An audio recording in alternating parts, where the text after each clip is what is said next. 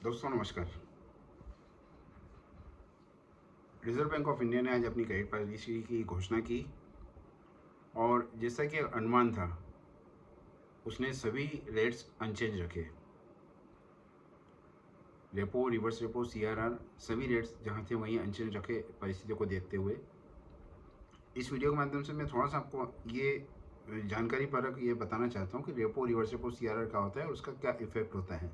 बस ये एक छोटे से वीडियो में से बताना चाहता हूँ। तो सीआरआर प्रेजेंट में 3% पे स्थिर रखा, repo rate 4% and reverse repo rate 3.35% पे स्थिर रखा। सीआरआर और सीआरआर सर्वप्रथम वो एक रेट होता है। CRR means cash reserve ratio. ये वो राशि है जो हर कमर्शियल बैंक हो, जितनी बैंक हो, पीएसयू हो या प्राइवेट बैंक हो, उनको एक निश्चित राशि रिजर्व बैंक के पास रिजर्व के रूप में रखना पड़ता है। डिपॉजिट मतलब फिक्स रखना है, कंपलसरी है, उसे सीआरआर कहते हैं। जैसे मान लीजिए कोई बैंक 100 रुपये का ट्रांजेक्शन करती है, उसके पास 100 रुपये डिपॉजिट है, तो उसमें से उसको आज की स्थिति में 3 रुपया कंपलसरीली आरबीआई के पास डिपॉजिट रखना पड़ेगा। 97 रुपीज़ को ही वो अपने उसमें सर्कुलेशन में ले सकता है। लोन डिसबर्स करना है जिस भी रूप में उसको 97 रुपीज़ ही यूज़ कर सकता है। 3 रुपया सरप्लस आरबीआई के पास रहेगा। वो कहलाता है सीआरआर, कैश रिजर्व रेशो।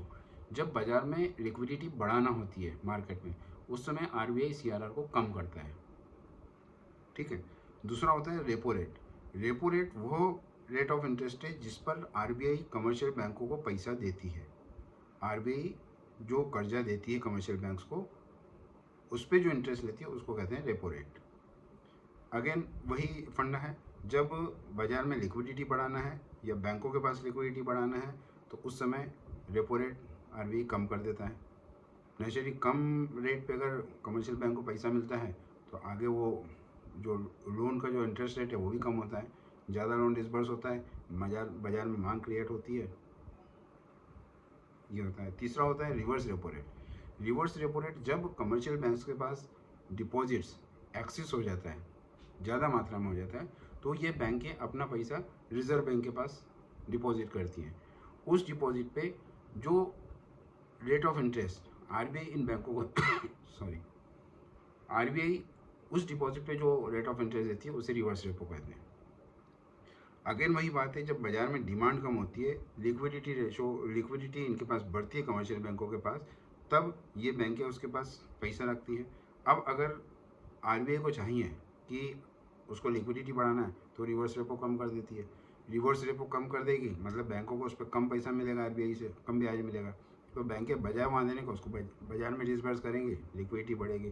तो इस तरह आपस में ये इंटरकनेक्टेड रहते हैं। जैसा बीच में देखने में आया था कि जब अभी कोविड के दौरान ही आरबीआई ने जब सीआरआर कट किया तो बैंकों के पास लिक्विड सरप्लस हो गया, तो बैंकों ने थोड़ी सी उसमें क्या छानपति की थी कि उस पैसे को उठाकर उन्होंने आरबीआई के पास डिपॉजिट रखना चालू कर दिया ताकि उनको उस पर इंटरेस्ट मिल जाए। तो मजबूरी में रिजर्व बैंक को रिवर्स रेपो कम करना पड़ा, क्योंकि उधर उसने सीआरआर इसलिए कम किया था ताकि लिक्विडिटी बढ़े, बाज़ार में पैसा ज़्यादा जाए, लेकिन उस समय डिमांड नहीं थी बाज़ार में, लॉकडाउन चल रहा था, बैंकों के पास सरप्लस पैसा हुआ तो बैंकों ने थोड़ा सा उठा के पैसा कमाई करने के हिसाब से उसको आरबीआई के पास डिपॉजिट कर दिया। तो ये तो आरबीआई के लिए उल्टा दाव पड़ गया कि उसने सीआरआर कम किया ताकि बैंकों के पास, और बैंकों ने सरप्लस पैसा आरबीआई के पास डिपॉजिट कर दिया। तो फिर आरबीआई ने रिवर्स रेपो रेट कम किया था ताकि बैंक इससे हतोत्साहित हों, पैसा आरबीआई के पास डिपॉजिट नहीं करें। तो दोस्तों ये हो गए repo rates, reverse repo rate और सीआरआर। मॉनेटरी पॉलिसी पहले, जहाँ तक मुझे ध्यान है, काफ़ी समय पहले की बात है, साल में 2 बार आती थी, आजकल साल में 4 बार मॉनेटरी कमेटी की बैठक होती है। उस मॉनेटरी कमेटी में 6 लोग होते हैं, 3 आरबीआई के और 3 गवर्नमेंट की ओर से अपॉइंटेड होते हैं। इन 6 लोगों की कमेटी होती है, इनके जो डिस्कशन चलता है उसके जो भी डिसीजन होते हैं वो मॉनेटरी पॉलिसी के रूप में डिस्क्लोज होते हैं। इसके अलावा भी ये जो शेड्यूल रहता है साल में 4 बार का, इसके अलावा भी परिस्थितिवश गवर्नर, यही मॉनिटरिंग कमेटी की बैठक के सहमति के साथ गवर्नर कभी भी इन रेट्स में चेंज कर सकते हैं। ये क्रेडिट पॉलिसी का एक मुख्य खाका है। इसके अलावा बहुत सारे एसएलआर रेट होता है, एमएसएफ रेट होता है, बहुत सारी चीज़ें होती है जिससे कि आम पब्लिक को कोई वास्ता नहीं रहता। मुख्य repo rate, reverse repo rate, CRR और यही रहता है आज की पॉलिसी की जो माफ़ कीजिए 3 प्रमुख हाईलाइट थे। पहला, सारे रेट ऑफ इंटरेस्ट अनचेंज रखे आरबीआई ने। दूसरा था कि जो अभी कॉरपोरेट्स को जो मेन प्रॉब्लम आ रही है रीपेमेंट की, लोन रीपेमेंट की, तो उसके लिए और अल्टीमेटली होता था कि बिना किसी उसके वो एनपीए में चले जाते थे। तो इसके सॉल्यूशन के लिए आरबीआई ने एक प्रोविज़न रखा है कि एसवी कामत साहब जो एक रिनाउंस बैंकर रह चुके हैं, उनकी अध्यक्षता में कमेटी गठित की है जो इस तरह के कॉरपोरेट्स के साथ मीटिंग्स करके उनके लोन को रीस्ट्रक्चर करेंगे, जिससे कि एनपीए काफ़ी मात्रा में कम होंगे। और तीसरा हाईलाइट जो था वो गोल्ड लोन से संबंधित था कि गोल्ड की बढ़ती कीमतों को देख के, गोल्ड आपने देखा जैसे कि आज 55,000 हो चुका है, गोल्ड की बढ़ती कीमतों को देखते आरबीआई ने एलटीवी रेट, एलटीवी का जो रेशो है, LTV means loan to value, loan to value, gold की जो वैल्यू है उसके अगेंस्ट जो लोन मिलता था उसको रिवाइज किया है। अभी तक ये था कि अगर आप किसी बैंकर के पास आप गोल्ड रखने जाते थे तो गोल्ड की मार्केट वैल्यू का 75% आपको लोन मिलता था, उसको बढ़ाकर आरबीआई ने 90% कर दिया है, 75% को बढ़ाकर 90% कर दिया है। तो आज की मॉनेटरी कमेटी या क्रेडिट पॉलिसी की यही मुख्य 3 बिंदु रहे। इसके अलावा और भी काफ़ी कुछ रहा। फ्यूचर जीडीपी के लिए गवर्नर साहब ने और शशिकांत दास साहब ने बोला कि जीडीपी नेगेटिव रह सकती है, पूरी संभावना है नेगेटिव रहने की। इन्फ्लेशन कुछ अभी बढ़ी हुई है और आगे बढ़ सकती है इन्फ्लेशन, इसीलिए उन्होंने रेट कट नहीं किए। क्योंकि जब इन्फ्लेशन बढ़ती है मतलब जब डिमांड कम होगी तो इन्फ्लेशन अपने आप कम होगी, डिमांड कब कम होगी जब लिक्विडिटी कम होगी, लिक्विडिटी कम होगी जब आरबीआई थोड़ा सा रेट में सख्ती रखेगी।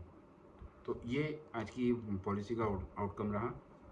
अगर आपको जानकारी परक लगा हो वीडियो तो इसको बिल्कुल शेयर करें। जानकारी जितनी ज़्यादा आप शेयर करेंगे उतनी बढ़ेगी। अपने परिचित रिश्तेदारों दोस्तों सबको ये शेयर करें। पसंद आया तो लाइक ज़रूर करें, चैनल को सब्सक्राइब करें, बेल आइकन को प्रेस करें। पुनः एक बार निवेदन है कि मेरे चैनल के डिस्क्रिप्शन में जो मैंने नंबर दिया वो सिर्फ व्हाट्सएप नंबर है, उस पर कॉल एंटरटेन नहीं किए जाएंगे। मुझे बार बार उस पर मैसेज आने के साथ हमने कॉल किया, आपने कॉल नहीं उठाया, उस नंबर पे कॉल एंटरटेन नहीं किए जाएंगे।